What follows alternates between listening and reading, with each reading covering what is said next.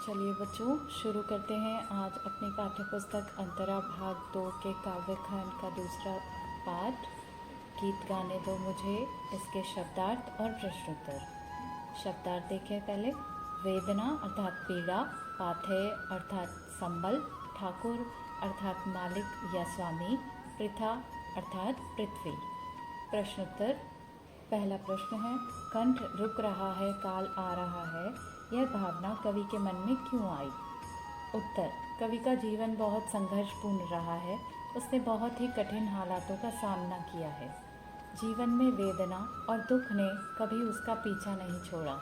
शोषक वर्ग के अत्याचार और शोषण ने उसे बहुत दुखी किया।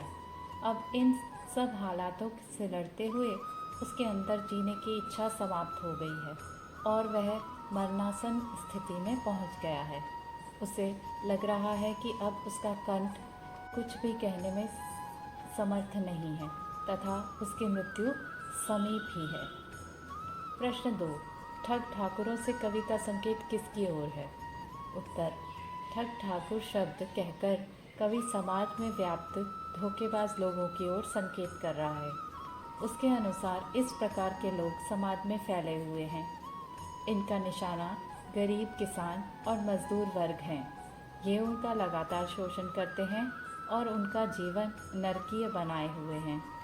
ये सामंती वर्ग के प्रतिनिधि हैं जिनका उद्देश्य किसानों और मजदूरों का खून चूसना है। प्रश्न 3। जल उठो फिर सींचने को, इस पंक्ति का भाव सौंदर्य स्पष्ट कीजिए। यह पंक्ति निराशा और दुख से उभरने की प्रेरणा देती है। कवि कहते हैं कि धरती पर प्रेम, प्यार और मानवता की भावना समाप्त हो रही है। मानव निराशा में डूबता जा रहा है। उसके संघर्ष करने की शक्ति समाप्त होती जा रही है। उसे दोबारा पल्लवित करने के लिए उसे स्वयं में तेज उत्पन्न करना होगा। लोगों के दुखों को दूर करने के लिए आशा के गीत गाने होंगे। धरती की बुझती हुई लौ को जलाए रखने के लिए स्वयं को जलाना होगा। प्रश्न 4।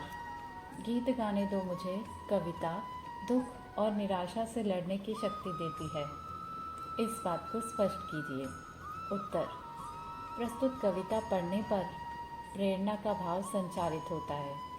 कवि के अनुसार आज का समय दुख और निराशा से युक्त है।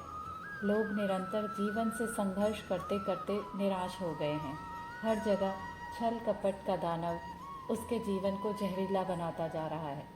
हर व्यक्ति यह अनुभव कर रहा है कि इस वातावरण में उनका जीना असंभव हो गया है।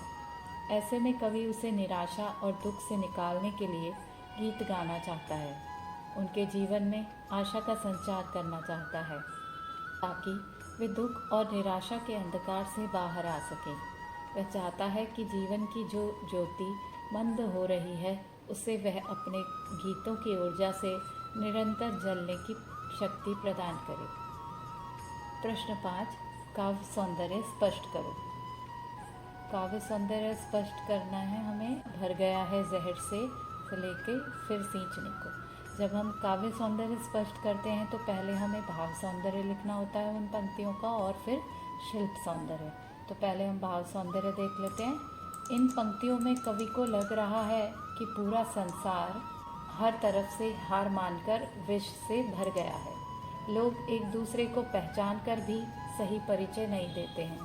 लोगों के बीच से मानवता, प्रेम की भावनाएं समाप्त हो चुकी हैं। लोगों में जीने की लालसा खत्म हो चुकी है। कवि मानवता की लौ को फिर से जलाना चाहता है और वह ऐसे गीत गाना चाहता है कि निराशा से भरे इस संसार में आशा का संचार हो सके। शिल्प सौंदर्य। कवि इस कविता के कवि हैं सूर्यकांत त्रिपाठी निराला जी। कविता है गीत गाने दो मुझे। कविता की भाषा खड़ी बोली है और कविता में संगीतात्मकता एवं लयात्मकता है। भाव लक्षणिकता प्रधान है। छंद कविता तुकांत है। ये कविता के जो छंद हैं, पंक्तियां हैं, वे तुकांत हैं। और अलंकार में अनुप्रास अलंकार का प्रयोग है लोगों लोगों में। और विरोधाभास है जल उठो फिर सींचने को। शब्दावली तत्सम प्रधान है और मुहावरों का भी प्रयोग किया गया है कविता में। छायावादी शैली का प्रयोग हुआ है, मुक्त छंद है और जो शब्द चयन है वो उच्च कोटि के हैं। जो कवि ने शब्द चयन किया है वो बहुत ही उच्च कोटि के शब्दों का प्रयोग हुआ।